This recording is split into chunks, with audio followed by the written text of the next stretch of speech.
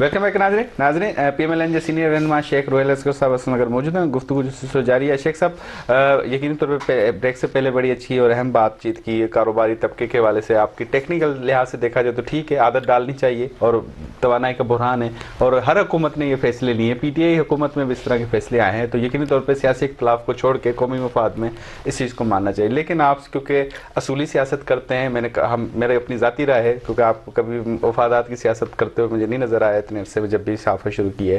آپ سے ایک سوال کروں گا, کیا عوام کو اس مہنگائی والی حکومت پسند ہوگی آپ کے خیال میں, جہاں پہ 14% سے 24% ہوگی؟ نہیں, یہ بالکل ایسا نہیں ہے. مطلب میں یہ نہیں سمجھتا, عوام کی رائے, کیونکہ آپ لاکھوں ووٹوں میں آئے ہیں, میں بات کر رہا ہوں کہ اس میں کوئی دو رائے نہیں ہے. اس وقت بہت صورتحال خراب ہے, اس میں کوئی دو رائے نہیں ہے. اب بات یہ ہے کہ اس صورتحال کو ایسے تو نہیں چھوڑنا, آپ نے اس کو ٹھیک تو کرنا پڑے گا. اب ٹھیک کیسے کریں گے؟ اب ٹھیک کرنے کا ایک ہی طریقہ ہے کہ آپ اس ملک کے بارے میں سوچیں, ملک کے عوام کے بارے میں سوچیں. جس وقت آپ ان دو چیزوں کے سامنے رکھ کے آپ فیصلے کریں گے تو میرے خیال میں کوئی ایسی چیز مانے نہیں ہے کہ وہ معاملہ ٹھیک نہ ہو. 8 مہینے زیادہ نہیں تھے؟ 8 مہینے کے درمیان معاملات تو زیادہ ہوتے ہیں. 14% نواز پی ٹی آئی والوں نے 14% مہنگائی چھوڑی, پھر 16% مفتاح کے صاحب آئے, اسحاق ڈار صاحب آئے تو 24% ہو گئے. میں وہ عرض کرتا ہوں آپ کو کہ یہ جو آپ فرما رہے ہیں نا, ارشاد فرما رہے ہیں, وہ میں ماہر معاشیات نہیں ہوں, لیکن میرا اپنا ذاتی ادارہ شماریات کے کوڈ کر رہا ہوں. نہیں, وہ جو وفاقی ادارہ ہے, میں جو بتا رہا ہوں کہ جو ماہر معاشیات ہے نا, وہ میری طرح ہی ہے.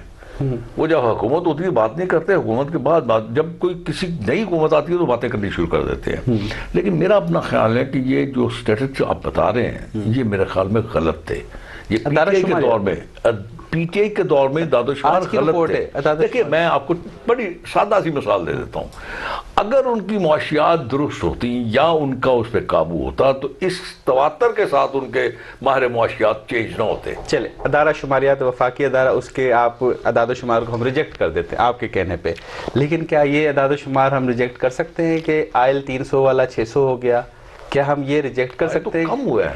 نہیں سر, 300 میں تھا پی ٹی آئی دور میں, ابھی 550-600 روپے لیٹر مل رہا ہے. لیٹسٹ کم ہوا ہے. کم ہوا ہوگا 30-40 ہوگا, 300 نہیں ہوا. میں وہ عرض کر رہا ہوں 300 نہیں ہوا, مطلب پی ٹی آئی کے دور کے کمپیئر ٹو میں وہی عرض کر رہا ہوں کم ہوا ہے. دیکھیں میں آپ کو ایک اور عرض کر دوں, جس وقت آپ کا پریشر آتا ہے, کیونکہ آپ جو کچھ بھی لیتے ہیں باہر سے امپورٹ کرتے ہیں وہ ڈالرز کی صورت میں کرتے ہیں, اور اس وقت ڈالرز کے اوپر کافی پریشر ہے.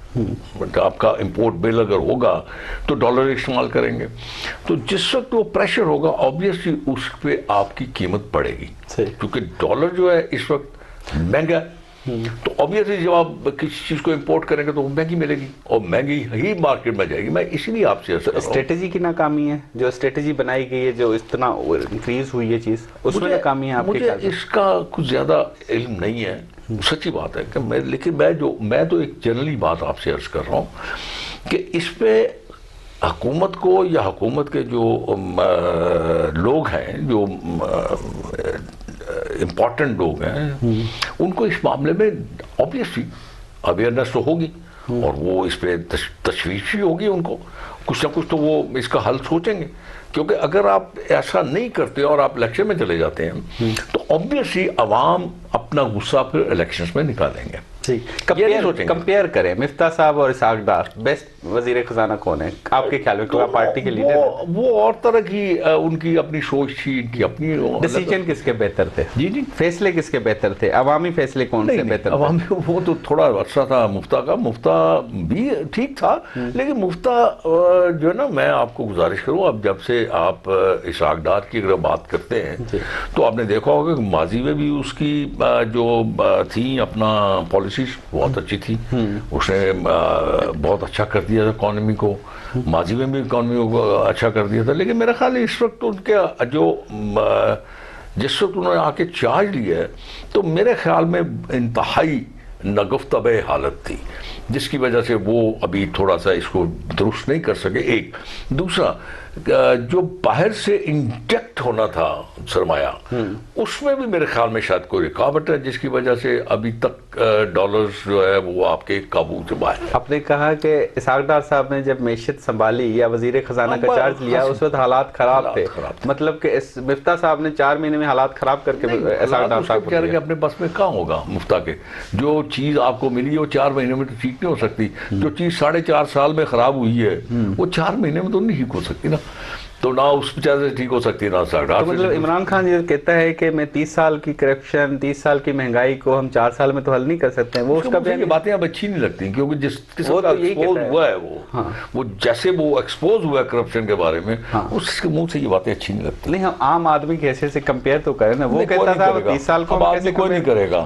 اب اس کو چور بھی ہے، ڈاکو بھی ہے، گندا بھی ہے، مطلب میں اس لیے معذرت کے ساتھ جو کچھ آج کل اس کے آپ چرچے سن رہے ہیں، باقی کیا کسر رہ گئی یار، اب تو میرے خیال میں سیاست سے کنارہ کر لینا چاہیے، جس قسم کی اس نے سیاست میں گند ڈال دیا۔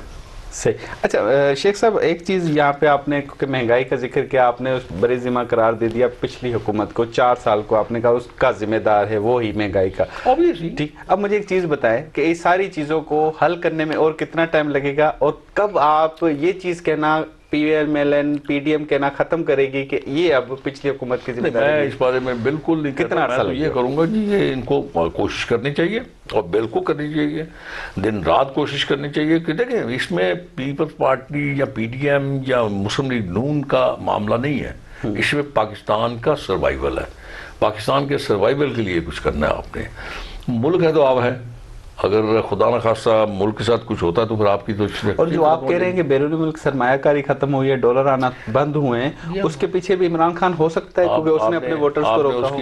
آپ نے اس کی جو خیر سے جو ڈپلومیٹک تھے تعلقات اس کے بارے میں تو آپ نے سن ہی لیا ہوگا نا، جو کچھ وہ کرتا رہا ہے، کون سا ایسا ملک ہے جو آپ کے ساتھ سلام لینے تیار تھا؟ آج آ کے ایک سعودی عرب تھا جو آپ کے کبھی کبھی کام آ جاتا تھا، یا قطر کام آ جاتا تھا، یا ٹرکی آ جاتا تھا، چائنا آ جاتا تھا، تو آپ نے کیا حال کیا ان کے ساتھ؟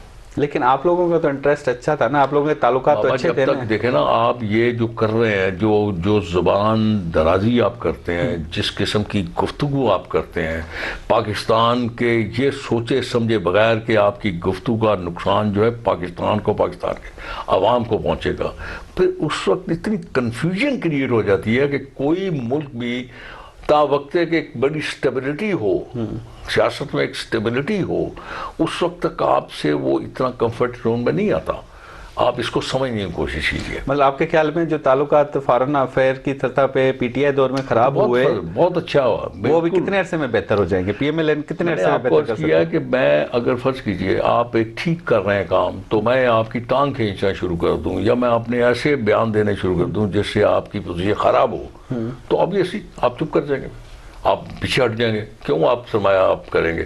جیسے سی پیک میں ہوا، سی پیک میں چائنا کا بہت بڑا سٹیک تھا، آپ نے اس کو تباہ کر دیا، جس وقت آپ نے تباہی کی اس کے بعد آپ کی حکومت ختم ہوئی، اب پھر آپ اسی قسم کے جو بیانات دے رہے ہیں۔ اب مجھے بتائیے کہ چائنا اس بارے میں کتنا کانشیس ہوگا مزید انویسٹمنٹ کرنے میں؟